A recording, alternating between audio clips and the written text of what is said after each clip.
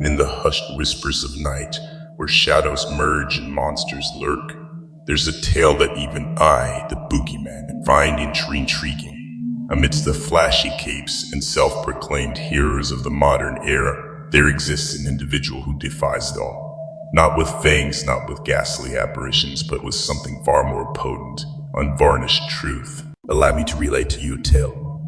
One where the real horrors aren't lurking in your closet, but instead parade in broad daylight wearing capes and masks. Dive into the eerie paradox of a world where the most ordinary man becomes the most extraordinary mirror. Welcome, dear listener, to the uncanny narrative of superheroes are dicks.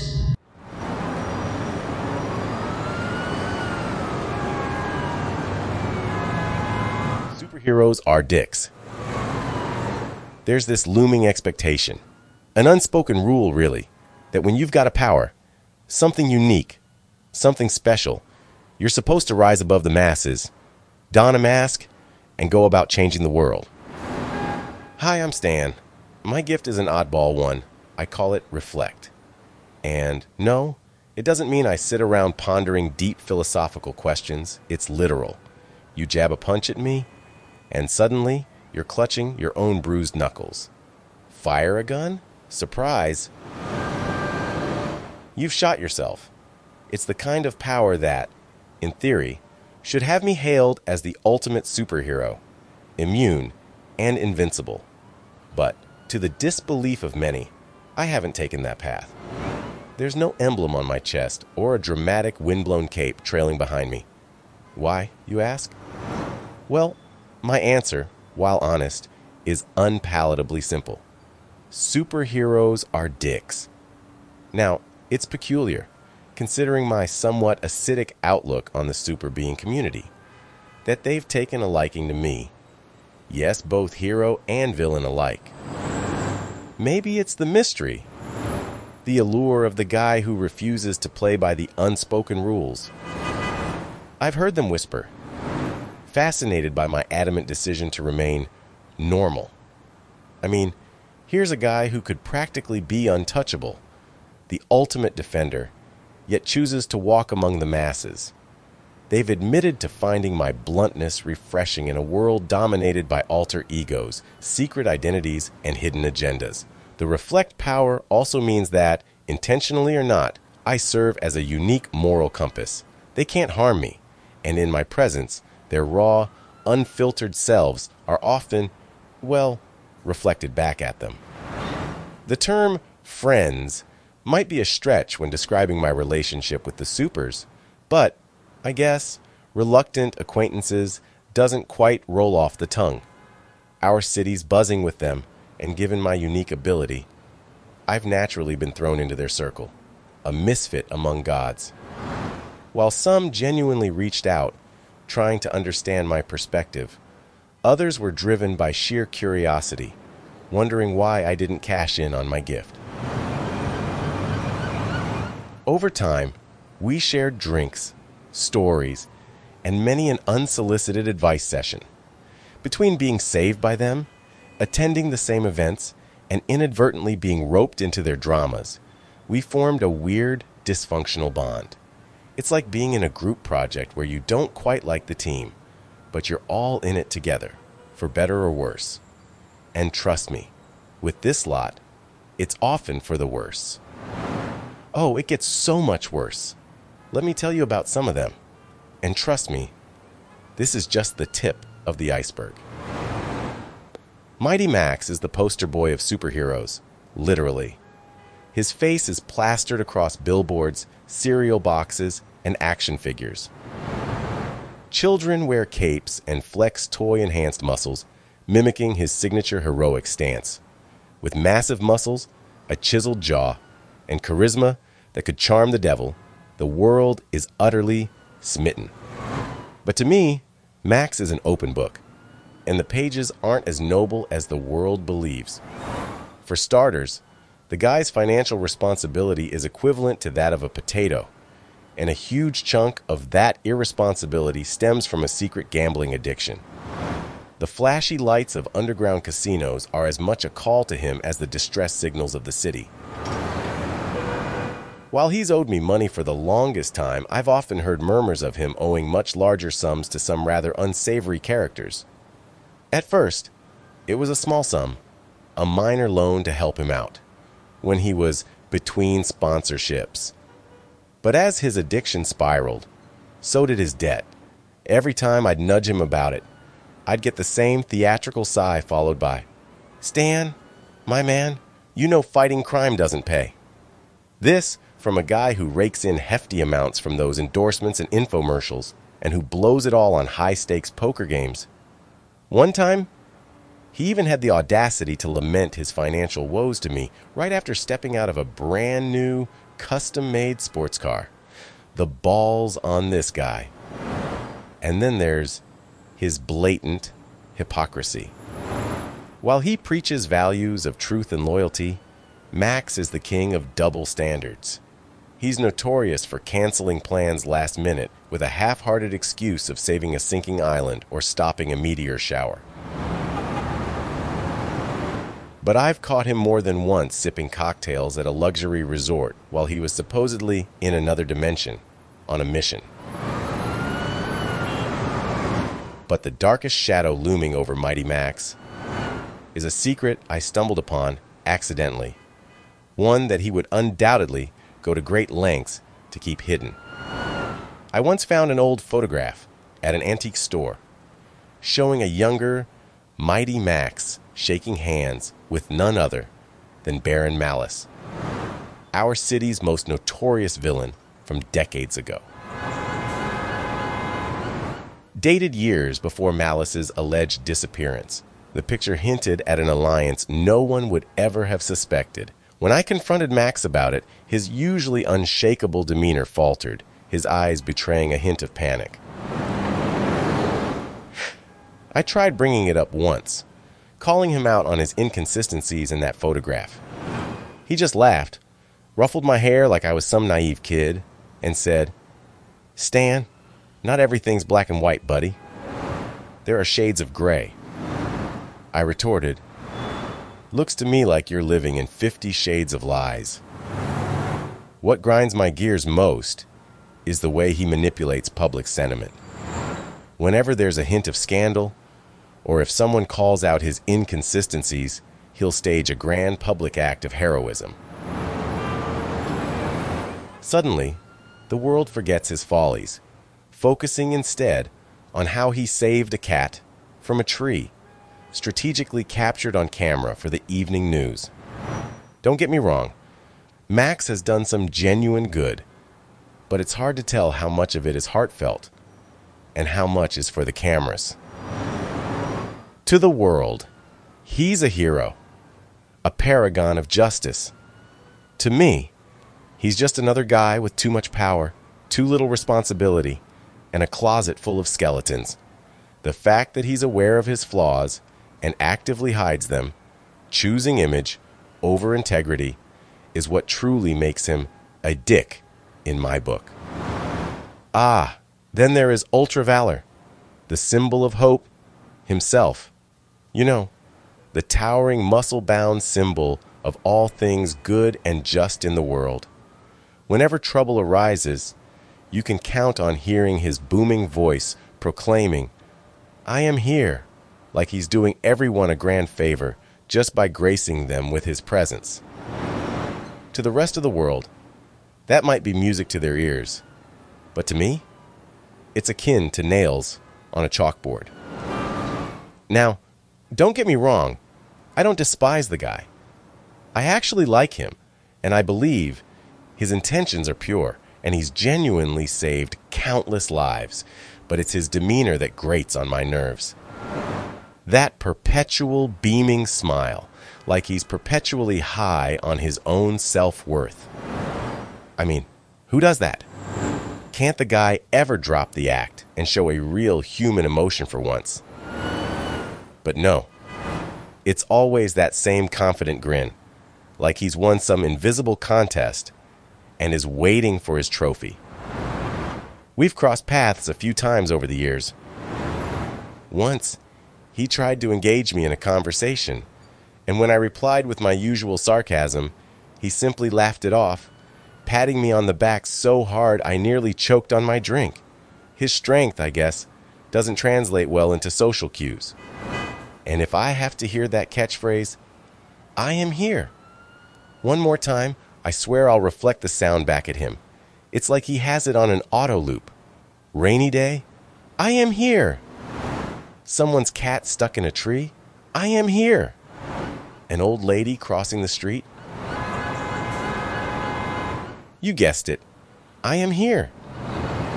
But it's not just the catchphrase or the grin that bothers me.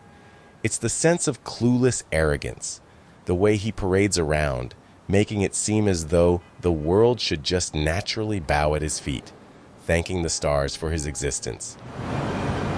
Sure, he's powerful. And yes, he's done a lot for the city, but that aloof attitude, that detachment from real human experiences, it makes him seem less like a savior and more like a caricature of what a hero should be. In his eyes, there's a glint of genuine confusion when people don't immediately shower him with adoration. I remember, at one event, a kid mustering the courage to approach him, only to ask a question about another, lesser-known hero. Ultra Valor's smile didn't falter, but for a split second, I saw it, that hint of bruised ego. To the masses, he's Ultra Valor, the paragon of virtue. To me, he's just a guy who needs to take a break, drop the smile, and maybe, just maybe, realize the world doesn't revolve around him. And if he ever says, "I am here," to me again, I swear, I might just snap.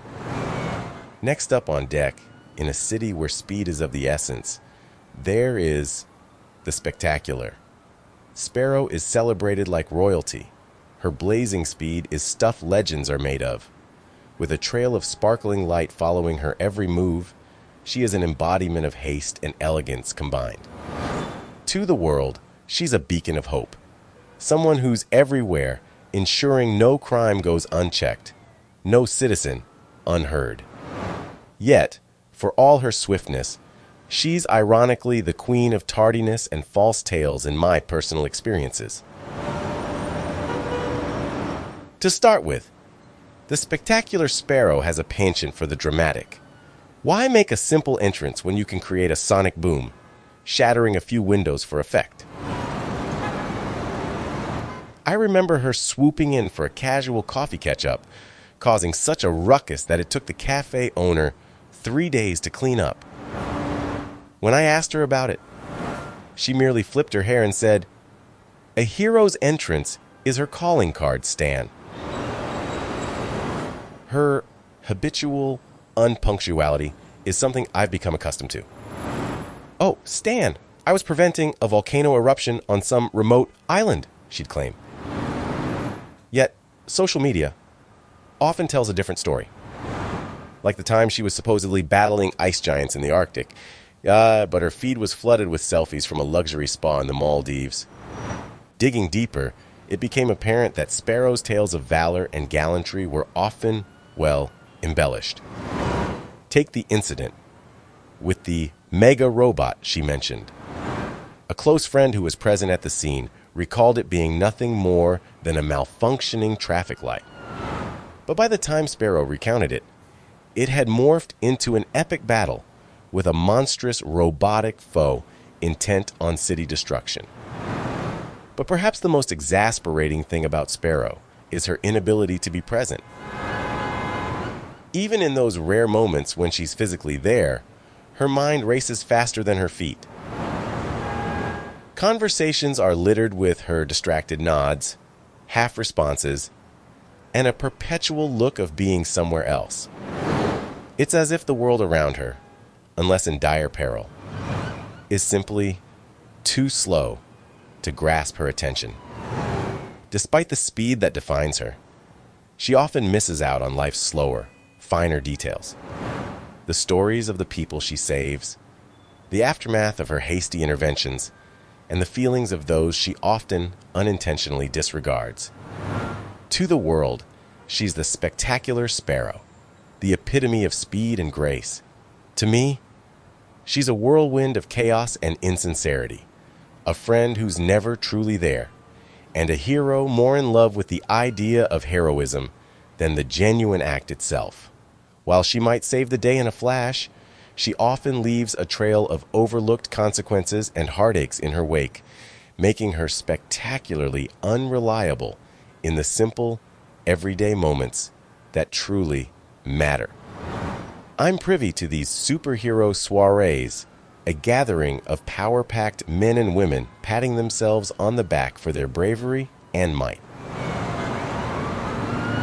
Not really sure why I go to these things for either the heroes or the villains. I guess it gives me something to do.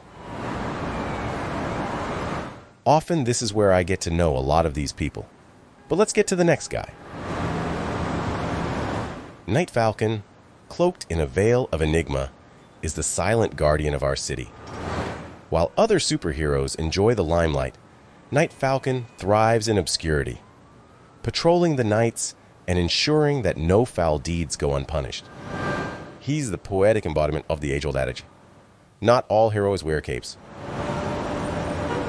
Except, he does wear one, a long, ebony cloak that dances with the wind as he perches on the city's tallest structures. From afar, he's a symbol of unwavering commitment to justice. Up close, however, the picture isn't as pristine. Night Falcon, for all his outward bravado, is riddled with contradictions. For a guardian so dedicated to the city's protection, he sure does have selective sight.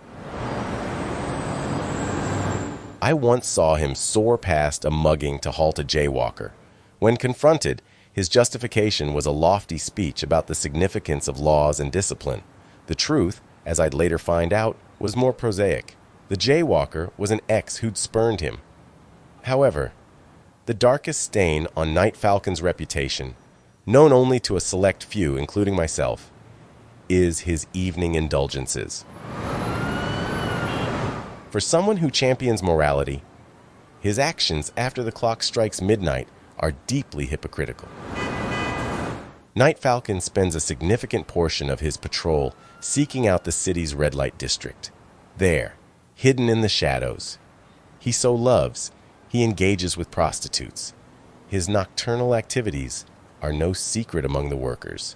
He's a frequent client, often seeking solace in their embrace, escaping the weight of the mask he wears. The tragedy is not in his seeking comfort. It's in the imbalance of power and the exploitation. He uses his identity, the looming threat of Night Falcon, the Guardian, to avoid payments, and sometimes even to force them into acts against their will. The fear of retaliation keeps these workers silent, forever trapped in his cycle of abuse. It's not just about the prostitutes, though. Night Falcon has an art for manipulation. With a city so indebted to his heroics, he's mastered the game of pulling strings from the shadows, whether it's coercing officials, altering narratives, or bending lesser heroes to his will. Night Falcon operates less as a hero and more as a puppeteer of the night. His interactions with me, such as the time he sought my help against a rogue sorcerer, are less requests and more veiled demands. His knowledge of my power and the dark secret I hold over him creates a tension-filled dance where neither is sure who leads. To the world, he's the silent sentinel, the brooding guardian of the night. To me, he's a deeply flawed individual, wielding power without the responsibility it demands, forever lurking in the shadows of his own dark desires. The saddest part? Underneath all the bravado and the darkness, I see a broken man, desperately searching for a redemption he's not sure he deserves. God, I really hate that guy. Even the super villains have gravitated to me. Now with this group, you expect them to be dicks, but you'd be surprised that many of them are actually decent people if you just give them a chance. But then, there are the others. Talk about wastes of flesh. Lilith Lament, the Siren of Sorrows. On the surface, she's the stereotypical witchy villainess. Dark robes, hauntingly beautiful, and an air of melancholy that never seems to leave. She's known for her dark spells and causing emotional turmoil wherever she goes, but spend some time with her and you'll realize that underneath that hardened exterior lies a tragic past. Lilith was once a rising star in the magical community, a prodigious talent with an affinity for emotional magic. But a forbidden love affair with a mortal man, and the subsequent tragedy that followed, left her scarred, emotionally and magically. The Council of Witches, deeming her a danger, stripped her of her primary powers, leaving her with just her ability to evoke and manipulate emotions. Distraught and isolated, she turned to the darker paths of magic, seeking to reclaim her lost power and status. To the world, she's a menace, a villain causing mayhem for personal gain. But to me, Lilith is a tragic figure, trying to reclaim a piece of what was unjustly taken from her. I've sat with her, listened to her lamentations, and seen the tears she shed in moments of vulnerability. Her actions, while often misguided, come from a place of pain and longing. She wants to be acknowledged, to be seen, not as a villain, but as the powerful witch she once was. Well, okay. Lil isn't all that bad once you get to know her, and she has a very real sob story. I actually feel bad for her. Now let's talk about Baron Blast. On the other hand, embodies the term evil incarnate. With a power to create and control explosions, he's caused devastation beyond imagination. Skyscrapers brought down in seconds, entire city blocks turned to rubble. His handiwork is everywhere. But more than his destructive abilities, it's his twisted psyche that's truly horrifying. I've met him more than once in circumstances most would deem unsettling. In our encounters, I sensed a genuine fear from him towards me, or rather, my reflect power. Baron Blast knows that his explosive rage, if directed at me, would rebound back to him, and that uncertainty, that inability to dominate, unnerves him. Yet, it's not just his power that's unsettling. Baron Blast takes pleasure in the aftermath of his destruction. He revels in the pain, the chaos, the sheer terror he instills. I've seen him stand amidst the ruins, breathing in the smoke and ash like it's the purest air, his eyes gleaming with a sick satisfaction. There are tales, whispered in hushed tones, of him keeping mementos from his creations. A charred watch, a burnt photograph, fragments of lives he's shattered. But the worst of it? He's meticulous. He often revisits the sites of his destruction, not for remorse, but to relish in the tragedy he's orchestrated. I once followed him discreetly, watching as he knelt, collecting the ashes in his hand, letting them slip through his fingers like a kid playing in the sand. If there was one person that actually makes me reconsider not being a superhero, it's this guy. That makes me hate him even more. Among the heroes and villains, there's one figure that's always stood out to me, Wraith. Wraith isn't your typical hero. He's what you'd call an anti-hero. Taking justice into his own hands, he's left a trail of bodies, all criminals who he deemed deserving of his final justice. In his mind, he's cleaning the city, one corpse at a time. But there's no trial, no due process. Just the judgment of a man with too many weapons and an unquenchable thirst for vengeance. His modus operandi is chilling. Victims are often found hanging from city bridges, a message scrawled in blood nearby. The messages vary, but the intent is always the same. A warning to those who defy the law. For most, Wraith is a ghost story, an urban legend. But I've met him. I've looked into those cold, calculating eyes and seen the abyss staring back. And while other supers might be wary of my reflect power, Wraith sees it as a challenge.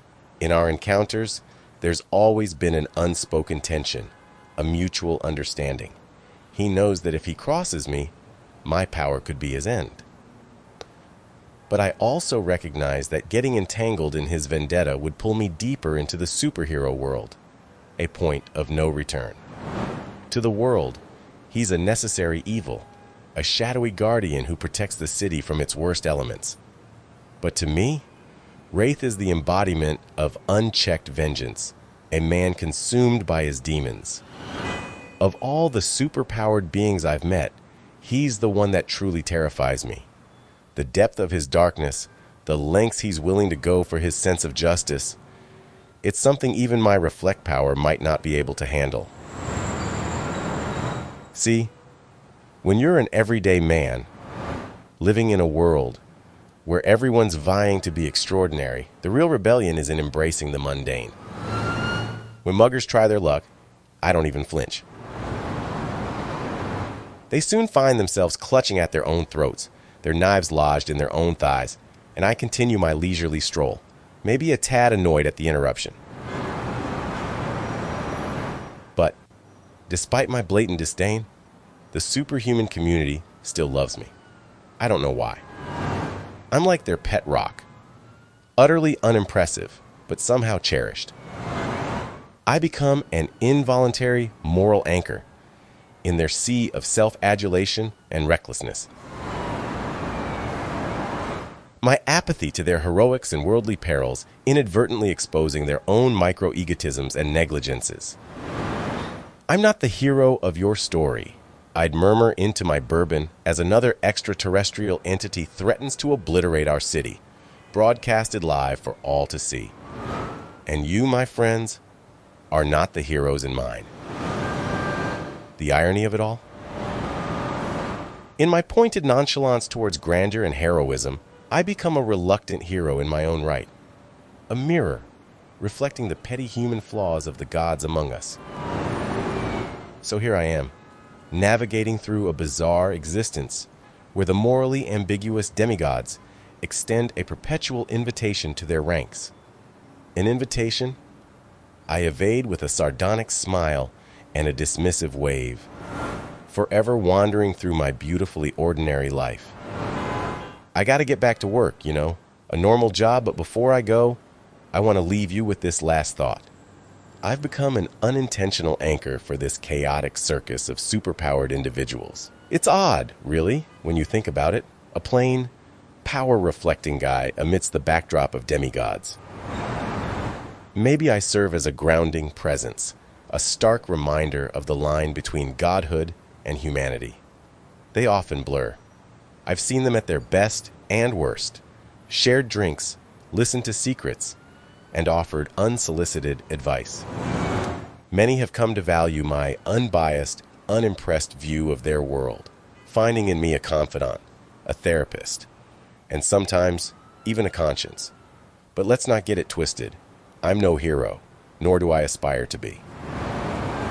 I'm just Stan, doing his best to stay sane in a world overshadowed by capes and egos. And while there are exceptions to every rule, and some of these folks have indeed shown moments of genuine humanity, it doesn't change.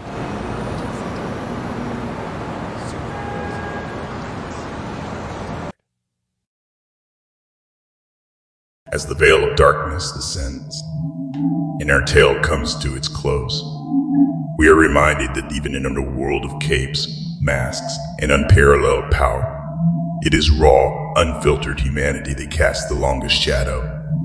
Sometimes the true monsters aren't the ones lurking under your bed, but those parading in the spotlight hidden behind facades of heroism.